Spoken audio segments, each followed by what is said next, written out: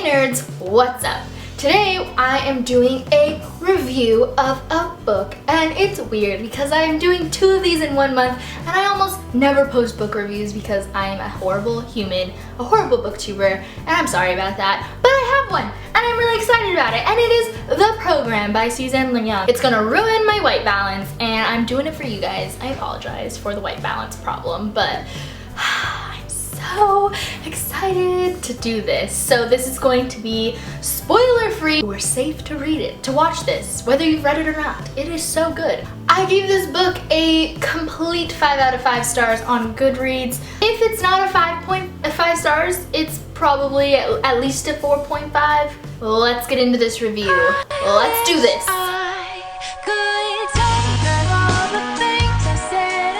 This is a book with a huge trigger warning for self-harm, depression, and suicidal thoughts. So if that is not your cup of tea and you do not want to hear about it or read about it or watch this because it's talking about it, then I would suggest clicking off this video because that is exactly what this book is about. The Program is a story about sometime in the rather near future where, because of all of the antidepressants and other drugs that our country and not just our country, but in the entire world has been using, it turns out that that has created this weird thing that's happening in our brains, and teenagers between the age of 13 to 17 are a billion times more likely to commit suicide. 1 out of 3 teens between the ages of 13 and 17 are going to commit suicide. That's the basic premise, and in order to save our teens in the futuristic world that we have here, they have created The Program. The Program is not like a universal thing yet. The one that is implemented in our story here is just for the city itself that our main characters live in, and then there are different programs being implemented all around the world and all around the states, and throughout the story it gets more and more popular because of its success rate. So The Program, basically, if you are deemed depressed by looking for the manifestations of depression, which are universally the same in this story, then you are taken into the program unwillingly. The program takes you in and they erase all of your memories of your past that could be deemed as the reason that you are depressed. So basically, everything is wiped out except for the fact that you have parents and any siblings, but you don't necessarily have memories of your siblings if they are negative or anywhere near not positive, I guess. They take all of your stuff away in your house when you go into the program, so you don't have any pictures or anything. They give you a whole new wardrobe. Everything that is your world and is your life is gone when you go into the program. So obviously this is a problem. And so that's what the basic premise of this story is. We follow a main character named Sloane and her boyfriend named James, and then her best friend named Miller. As the story goes on, people are getting more depressed around her. She also used to have a brother named Brady, and he takes a huge role in this story, and it's like pretty messed up world, I have to say. Everyone in this world is depressed. Like, all of the teenagers are depressed, whether they're in the program or not. All of the characters we meet have at least some depression. They're maybe not all the way there where they need the program quite yet, but they are grieving and they are sad, just sad. And the first half of the book was really hard for me to read because it was good, but I was just so sad reading it. I mean, getting into Sloane's mind, it was just really sad, really depressing, and it was hard for me to feel like she even had a reason to live other than James.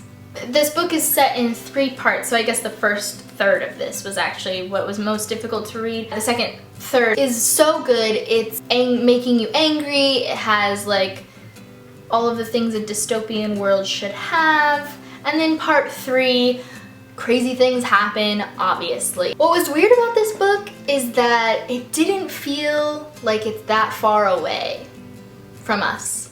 You know, dystopian worlds, a lot of times, yeah, it seems like this is a possibility that could happen, but it's not gonna happen anytime in our lifetime. Like, this is far away. The Hunger Games, that shit's not gonna happen for a while. It's way out on the horizon, you know? You are not even willing to accept that that's a possibility of reality. But this, it doesn't feel that far away.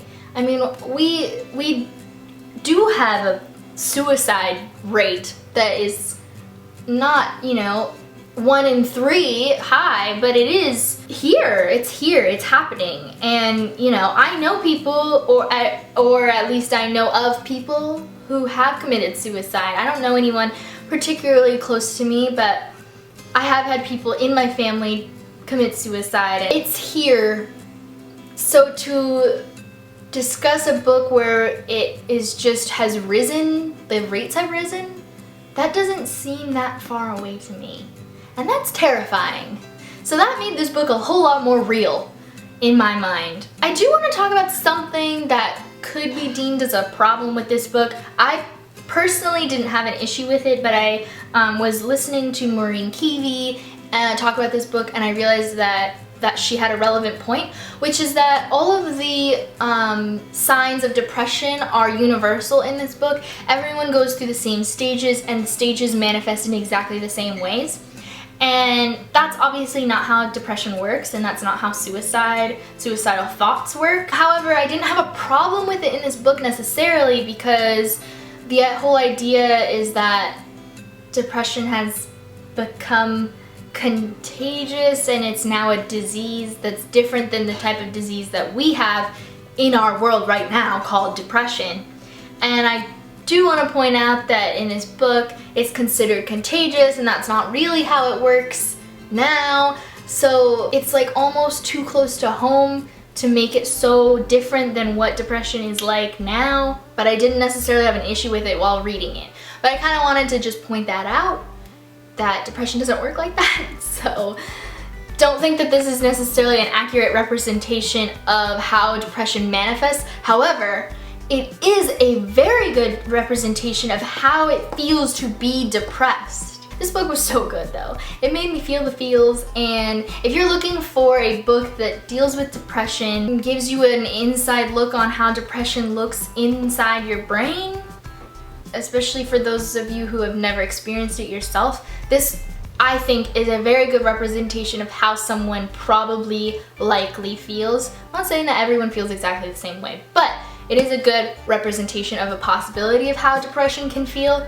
And so that's a really good thing, I think, to be able to read, to be able to have some empathy.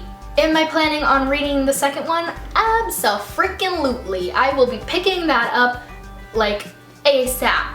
ASAP. I want to read the second one. There's also a companion novel for this book, so there are 3 total, and I plan to buddy read the 3rd one with Emma once I read the sequel. And that is my entire spoiler-free review of The Program by Suzanne Young. Give it a thumbs up if you enjoyed this video. Comment down below what your thoughts were on the book, if you've read it or if you plan to read it now that you've watched this. Please be careful with spoilers down below, because this is a spoiler-free review, so be nice to your fellow humans who are watching this video and have not read it. Thanks. And of course, hit that subscribe button if you haven't already, and I'll see you guys very soon with a new video. Bye!